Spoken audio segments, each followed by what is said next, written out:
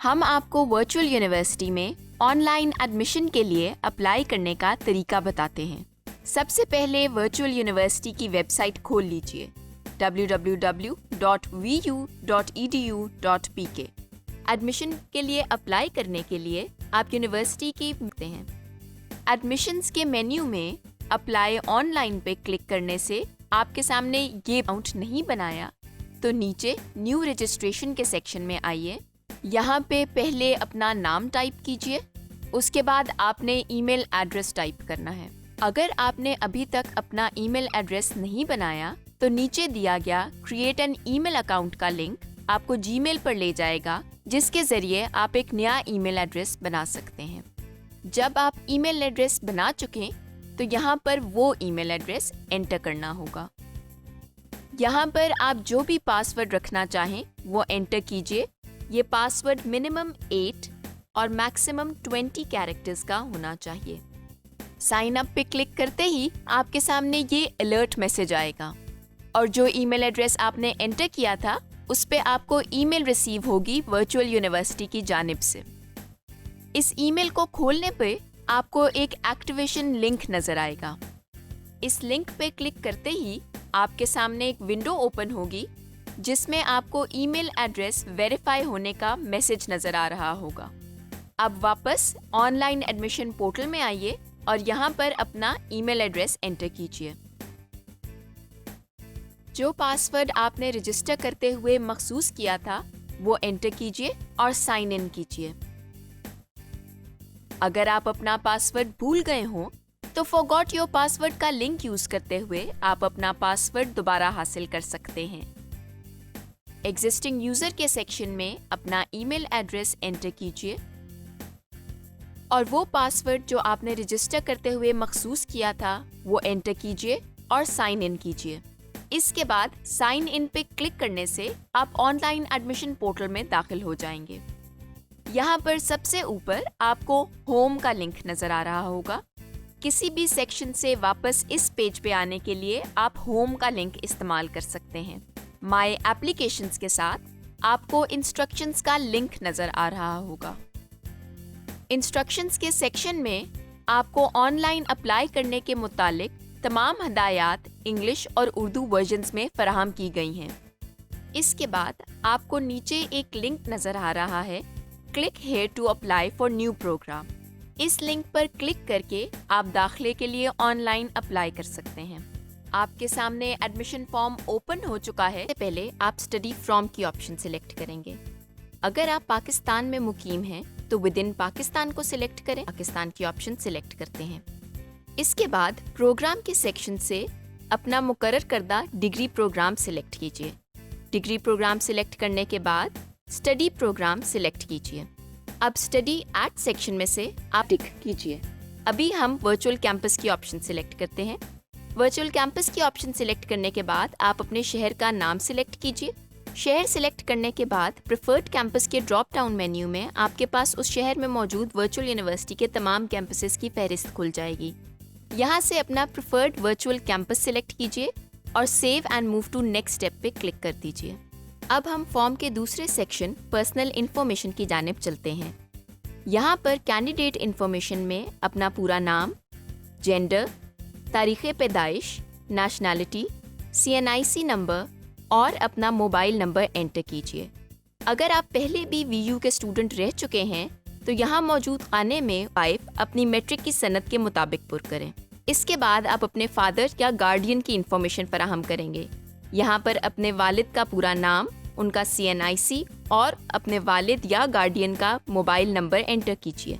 اگلا section contact information کا ہے، جہاں سب سے پہلے آپ اپنے ملک کا نام اور پھر شہر کا نام سلیکٹ کریں گے۔ اس کے بعد اپنا عارضی اور مستقل پتہ فراہم کریں۔ ایجوکیشن سیکشن میں آپ کو اپنی تعلیم کے بارے میں معلومات فراہم کرنی ہے۔ اس سیکشن میں آپ کو اپنی امپلائمنٹ کے حوالے سے انفارمیشن شیئر کرنی ہے۔ ادرس کے سیکشن میں آپ کو کچھ دیگر معلومات فراہم کرنی ہے۔ اب ہم ایڈمیشن فارم کے تیسرے مرحلے پر پہنچ چکے ہیں۔ اگر آپ نیڈ بیسڈ اسکالرشپ پر اپلائی کرنا چاہتے ہیں تو یس کا آپشن کلک کیجیے، اور اگر آپ نیڈ بیسڈ اسکالرشپ پر اپلائی نہیں کرنا چاہتے تو نو کا آپشن سلیکٹ کیجیے और save and move to next step पर क्लिक कर दीजिए। अब हम 4th सेक्शन पर पहुंच चुके हैं।